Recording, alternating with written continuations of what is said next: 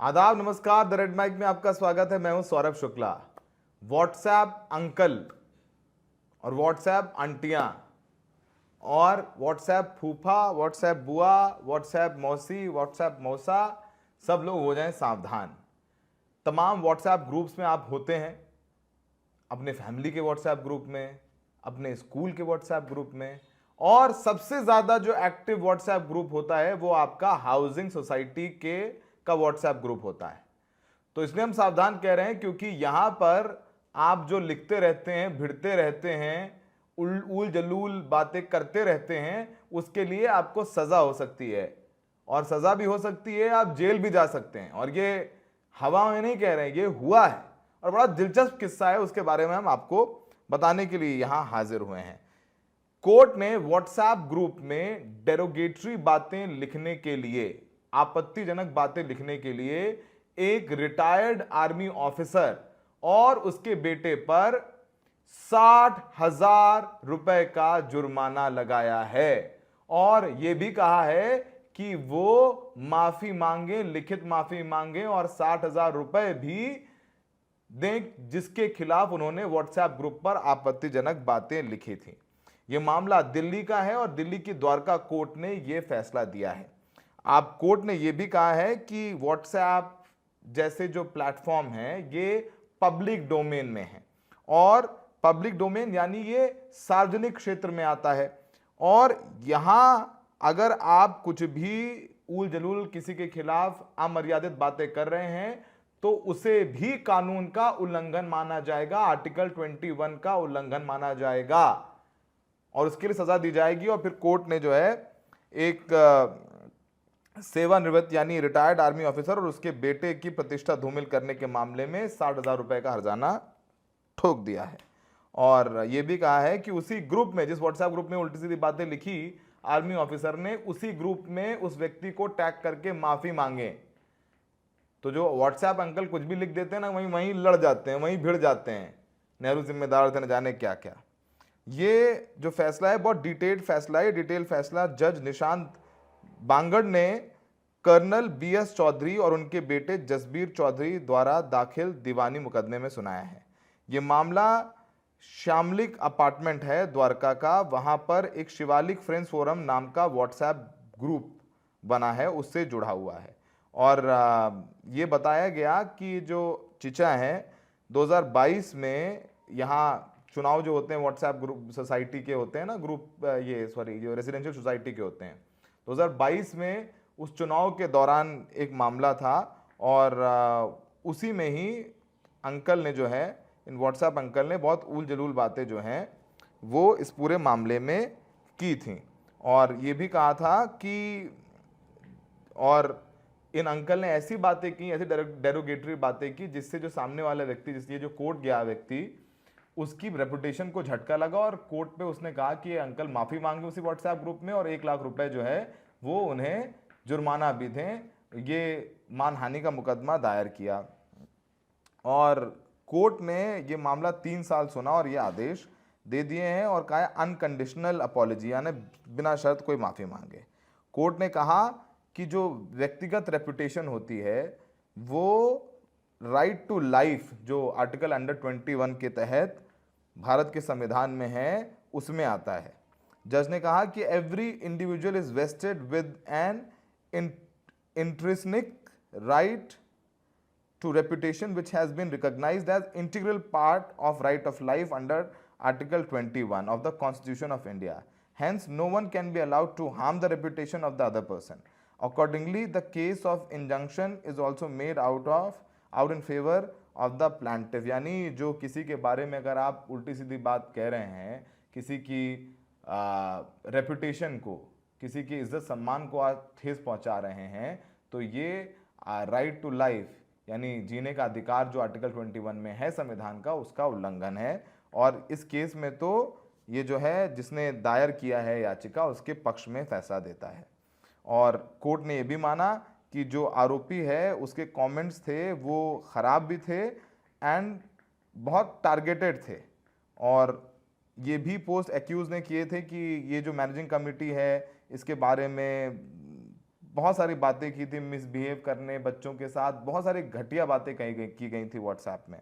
और जज ने कहा कि जो तमाम आरोप लगाए गए हैं वो बहुत ही गंभीर हैं, और ये भी कहा कोर्ट ने कि it clearly appears that defendant was trying to disclose the conduct of plaintiffs for the purpose of harming their reputation for gaining advantage in the election. यानी चुनाव जीतने के लिए जो व्हाट्सएप अंकल, ये रिटायर्ड अधिकारी हैं, वो सामने वाले की रेपुटेशन खराब करने की कोशिश कर रहे थे। तो चुनाव में जो सोसाइटी के होते हैं, जो धक्का मुक्की होती है, बदतमीजी होती है, कि व्हाट्सएप ग्रुप में सब होते हैं। आप लोगों के प्रचार करने घर जाएं, ना मिली हैं, लेकिन व्हाट्सएप ग्रुप में वो मिल जाएंगे, देख लेंगे, तो आप प्रचार करने के लोगों के घर में जाने की जरूरत नहीं है। व्हाट्सएप ग्रुप में प्रचार करके अपने सोसाइटी का RW का इलेक्शन जीत सकते हैं। तो उसी सोसाइटी में जो है चचा भिड़ गए थे। अब चचा तो कुछ भी कर रहे चुनाव जीतने के लिए, लेकिन चुनाव भी हारे और मुकदमा भी हार गए। और कोर्ट ने यह भी कहा कि जिन पर बदतमीजी किया है, ये भी रिटायर्ड ऑफिसर हैं, इनकी छवि को धूमिल करने की कोशिश की गई है। और उन्होंने कहा कि जिस व्यक्ति के खिलाफ बोल रहे हैं, उनकी समाज में इज्जत है, सम्मान है, वो भी रिटायर्ड हैं, और इज्जत सम्मान करते हैं लोग, कुछ लोगों के लिए रोल मॉडल भी हैं। और इस तरीके से किसी व्यक्ति के खिलाफ बदतमीजी करने, उनका नाम खराब करने, सिर्फ चुनाव जीतने की मंशा से, बेहद ख़राब है। और ये भी कहा कि because Indian army is regarded an institution in which strict adherence to the protocol of respecting senior officer is observe with utmost sincerity. यानी जो इंडियन आर्मी में है, बहुत सम्मान किया जाता है, और ख़ासकर अपने सीनियर अधिकारियों का तो बहुत ज़्यादा सम्मान किया जाता है, जिसमें ये उन्होंने दोषी पाया। कोर्ट ने कहा कि जो ये व्हाट्सएप ग्रुप है, ये पब्लिक डोमेन में है, और यहाँ पर बहुत सारे लोग हैं, यहाँ पर उल्टी सीधी बातें की जाती हैं, कही जाती हैं, तो बिल्कुल नाजायज़ है। ये फैसला कोर्ट ने दिया है 10 सितंबर, और जज का नाम है निशांत बांगड़। यानी जज ने बहुत कड़ा फैसला दिया है। और जो लोग तो ये भी कहते हैं व्हाट्सएप ग्रुप में तो हत्या की धमकी, न जाने क्या क्या दे दिया जाता है, लेकिन लोगों को लगता है कि व्हाट्सएप ग्रुप में कुछ भी लिख दिया, ये तो कोर्ट में एडमिसिबल नहीं है, वगैरह वगैरह। लेकिन कोर्ट का ये जजमेंट तमाम लोग आगे लगा करके रिलीफ मांग सकते हैं या कार्रवाई की मांग कर सकते हैं। इसीलिए हमने कहा कि व्हाट्सएप अंकल सावधान हो जाएं। व्हाट्सएप ग्रुप में लिखा अनाप शनाप किसी की इमेज टार्निश करने की कोशिश की, और वो चला गया कोर्ट, और जिसने इस जजमेंट का हवाला दे दिया, तो फिर माफ़ी भी मांगनी पड़ेगी, पैसे भी देने पड़ेंगे, और समाज में इज्जत जाएगी जो अलग। लेकिन कुछ लोग जो आजकल रिटायर होगा यही करते हैं। नफरती जो लोग हैं वो व्हाट्सएप ग्रुप में उल जलूल लिखते हैं, और जो लोग और कम पढ़े लिखे हैं उनकी बात मान के उसे सच मान लेते हैं। न जाने क्या क्या क्या क्या। अब ये भी कहा जा रहा है कि नेपाल में जो हो रहा है उसकी जिम्मेदार भी नेहरू थे। तो आप समझ लीजिए कि व्हाट्सएप यूनिवर्सिटी जो है वो घर घर, बच्चे बच्चे तक पहुंच गई है।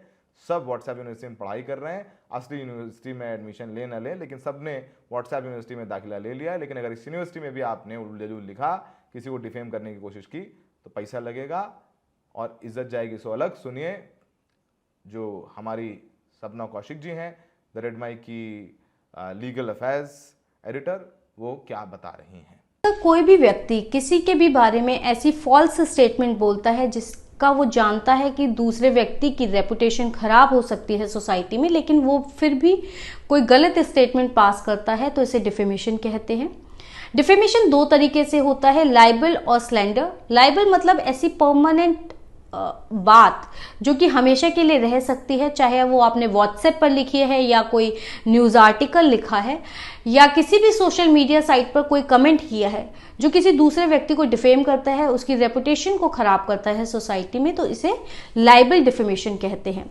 स्लैंडर डिफेमेशन यानी कि आपने वर्बली किसी के बारे में कोई ऐसी बात बोल दी, चाहे किसी स्पीच में बोल दी या चार लोगों के बीच में बैठकर ऐसी गलत बात बोल दी जिससे दूसरे व्यक्ति के मान सम्मान में अगर सोसाइटी में कमी आई है, तो इसे स्लैंडर डिफेमेशन कहते हैं। आईपीसी के सेक्शन 499 में डिफेमेशन को डिफाइन किया गया था और 500 में उसकी पनिशमेंट बताई गई थी। अब बीएनएस के सेक्शन 356 में डिफेमेशन को कवर किया गया है और उसको डिफाइन भी किया गया है, उसकी पनिशमेंट बताई है कि अगर कोई भी व्यक्ति किसी के मान सम्मान को जानबूझकर कम करने की कोशिश करता है ऐसी गलत बातें बोलकर या अफवाह फैलाकर या कोई भी कमेंट करके, तो उस व्यक्ति को 2 साल तक की सजा हो सकती है, उसे कम्युनिटी सर्विस करने के लिए कहा जा सकता है या उसके ऊपर फाइन भी लगाया जा सकता है। अगर आप फेमस केस की बात करें तो आपको याद होगा कि राहुल गांधी जी को भी 2 साल की डिफेमेशन के तहत सजा हुई थी, जिसकी वजह से उनकी लोकसभा की सदस्यता तक रद्द हो गई थी। इस बात से कोई फर्क नहीं पड़ता कि आपने न्यूज़पेपर में कोई आर्टिकल लिखा है या किसी मैगजीन में आर्टिकल लिखा है या आपने व्हाट्सएप पे कोई कमेंट किया है या किसी दूसरी सोशल मीडिया साइट पर कोई कमेंट किया है या कोई पोस्ट किया है। अगर आपने किसी भी व्यक्ति के बारे में कोई भी डिफेमेटरी पोस्ट लिखा, पब्लिश किया, तो बिल्कुल आपको डिफेमेशन के तहत सजा हो सकती है BNS के सेक्शन 356 के तहत।